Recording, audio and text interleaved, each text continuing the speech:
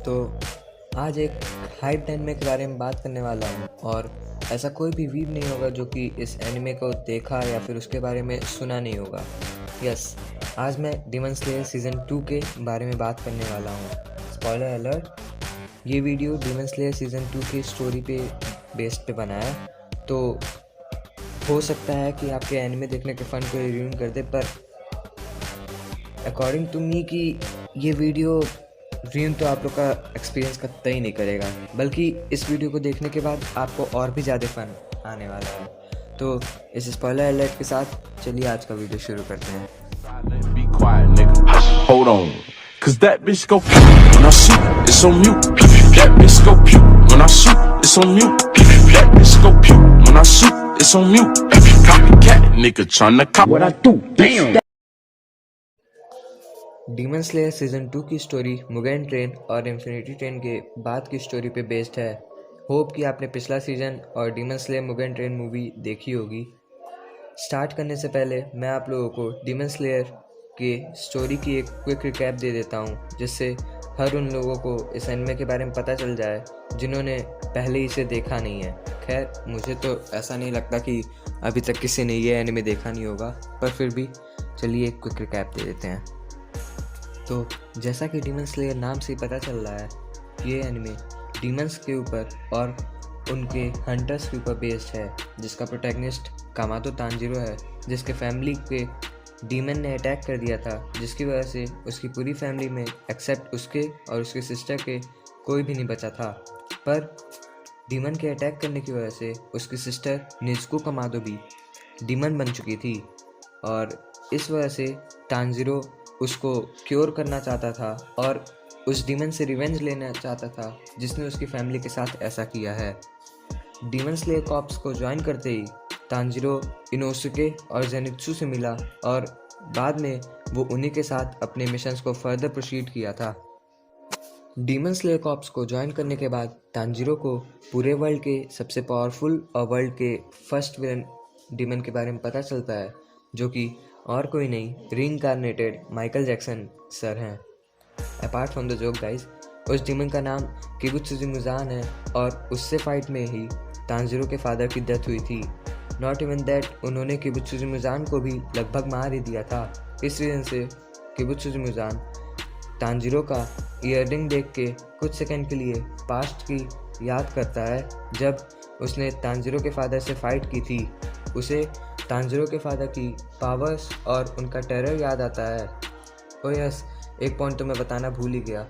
Tanjiro का ear ring उसके ancestors के टाइम से पहनने का रूल है और मुजान से फाइट करते वक्त तांजीरो के फादर ने भी ये सेम ईयर रिंग पहनी थी, जिसकी वजह से मुजान ने तांजीरो को पहचान लिया और उसे मारना चाहता था। सीज़न 1 में ही तांजीरो ने एक किजुकी से फाइट की थी और उसे मारा भी था। किजुकीज़ की क्वांटिटी 12 होती है और वो डीमंस के साइड के सबसे ज़्यादा पावरफुल लोगों की ग्रुप होती है, जिसमें लोगों की रैंकिंग उनके पावर के बेसिस पे की जाती है। वहीं डीमन स्लेयर्स की साइड से हाशिरा की एक ग्रुप होती है जिसके क्वांटिटी 9 होती है और वो डीमन स्लेयर कॉर्प्स से सबसे पावरफुल और सबसे डेंजरस शॉट्समैन आते हैं। तो ये थी सीज़न 1 की स्टोरी और सीज़न 1 के एंड में ही तांजीरो एक हाशिरा के साथ एक मिशन पे जाता है, जिसे हमें मूवी में दिखाया गया है। उस हाशिरा का नाम रेन गोकू है और वो हाशिरा ऑफ फायर है। उसकी इस मूवी में एक अपर मून से फाइट होती है जिसमें उसकी डेथ हो जाती है, पर यह कैरेक्टर काफ़ी ज़्यादा कूल और पावरफुल है। इसने भी उस डीमन को लगभग मार ही दिया था। खैर, किजुकीज़ की ग्रुप को 2 पार्ट में डिवाइड किया गया है। टॉप 6 को अपर मून 6 कहा जाता है और बाकी बचे लोगों को लोअर मून कहा जाता है। तो इसी के साथ ही ये क्विक रिकैप भी ख़त्म होता है। तो अब बात कर लेते हैं आज के इस वीडियो के टॉपिक पे। जैसा कि मैंने आपको बताया, सीज़न 2 में हमें मुगेन ट्रेन के बाद की स्टोरी दिखाई जाएगी, जहाँ तांजीरो रेन गोकू के घर उसकी अस्थियाँ देने जाता है, लेकिन वहाँ से बेचारा बेइज्जत होकर बाहर निकलता है। बाद में इन्हें रेड डिस्ट्रिक्ट एरिया में एक मिशन पे भेज दिया जाता है और इनके साथ साउंड हाशिरा तेंगेन उजुई को भी भेजा जाता है। इस आर्क में हमको एक पावरफुल अपर मून को दिखाया जाता है, प्लस इसमें हमें तेंगेन की तीनों वाइफ्स के ही बारे में पता चलता है। टेंगन अपनी तीनों वाइफ्स को एक मिशन पे लगाया रहता है और उनका मिशन रहता है कि वो उस डीमन को ढूंढ सकें। इस आर्क में हमें दो काफ़ी पावरफुल अलग अलग विलन दिखाए जाएंगे, वो भी तांजिरो और नेजुको की तरह ब्रदर सिस्टर हैं और वो दोनों फॉर्मर अपर मून 6 हैं, जिसमें से एक का नाम दाकी है और दूसरा ग्योतारो है। और इस पार्ट का मेन पॉइंट यही है कि ये सारे डीमन स्लेयर मिल के भी काफ़ी टाइम तक दाकी को मार नहीं पा रहे थे, पर किसी तरह से काफ़ी टाइम बाद उसका नेक चॉप करने के बाद भी उसके नेक में से उसका भाई ग्योतारो निकलता है और फिर इनकी दिक्कतें और ज़्यादा बढ़ जाती हैं और ये दोनों इतने ज़्यादा पावरफुल रहते हैं कि तेंगन भी इन्हें लगभग मार नहीं पाता है। और सबसे इम्पोर्टेंट बात इस आर्क में ये है कि इनोसुके को ज़ेनित्सु की पावर्स के बारे में पता चल जाता है, जो कि काफ़ी इंटरेस्टिंग बात है। इन दोनों डीमंस को मारना लगभग इम्पॉसिबल रहता है क्योंकि डीमन स्लेयर कॉप्स और हाशिरा उन सब का कुछ भी नहीं कर पाते हैं, क्योंकि इन दोनों का नेक एक साथ एक टाइम पे चॉप करना पड़ता है, जो कि लगभग इम्पॉसिबल है। और सबसे इंटरेस्टिंग बात है कि इनको मारने वालों में ना तांजिरो है और ना ही तेंगन।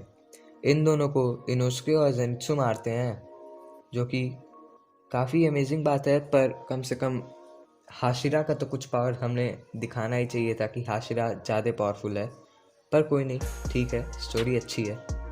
फ़ाइट की बात करें तो हमें इस आर्क में बहुत ही ज़्यादा तकड़ी फ़ाइट दिखाई गई है। होप कि एनिमे में भी ऐसा ही कुछ हो और हमें वो सेम मज़ा या फिर उससे ज़्यादा ही अच्छा एक्सपीरियंस हो।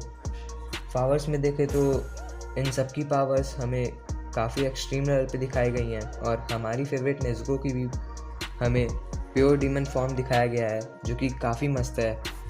तो होप आपको ये वीडियो अच्छी लगी हो और मेरे अकॉर्डिंग आपको एनिमे देखने में अब और भी मज़ा आएगा।